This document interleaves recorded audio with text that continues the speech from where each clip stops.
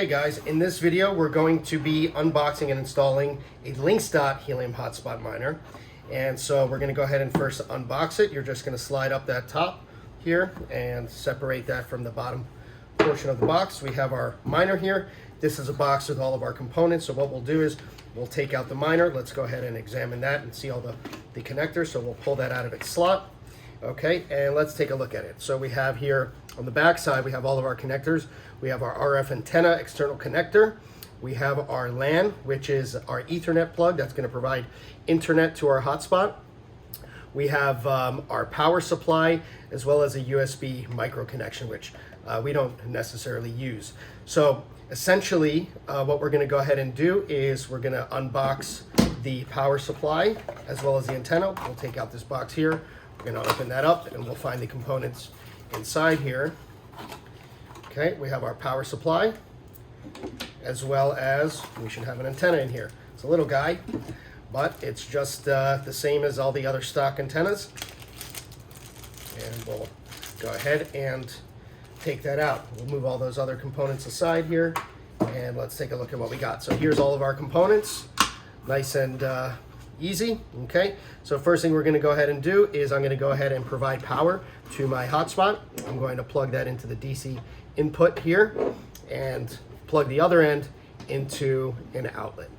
Okay, there's actually an indicator light. I don't know if you guys can see that here, but you'll know that you're getting power via the actual connector to for the power supply. So now what I want to do is I'm going to take my antenna, and I'll bring this up so you guys can see it. We're going to gently rotate that counterclockwise, and we'll also see here there's some indicator lights indicating the status, and we'll go over some of these statuses in the description of this video.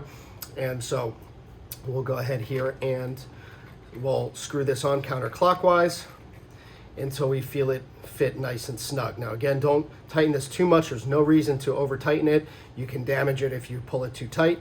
So now you should be able to rotate the hotspot or the antenna in any direction which you choose without unscrewing the actual antenna. Okay, so now we have power, we have our antenna connected, we can see some activity going on here, and so now we want to go ahead and get internet to our hotspot and be able to have it sync up with the blockchain, get updates, as well as begin mining, right? So now we're going to actually be using an Ethernet connector, and so this Ethernet cable is plugged into my internet router, and we're going to want to go ahead and plug that in to the LAN port right here. All right, and so we have that as well. We'll see some indicator lights, and we'll see some of the status lights changing here as well on the Linxdot, indicating that we're starting to get internet, and that's going to go ahead and start updating. Now, in this video, we are showing you how to connect your internet to your hotspot via Ethernet, right, a cord. But later in this training, we'll have a video showing you how to connect to this hotspot and change the settings so that it looks for a Wi-Fi connection, and you can connect that to your existing Wi-Fi network that you have in your home, should you not have the ability to run a cable. We do recommend using an Ethernet cable. It's a more stable and stronger connection, but not everyone has the ability to run cables all throughout their house. Again, for your power, if you need to use an extension cord, that's fine in order to be able to get the miner into the position that you plan to install it.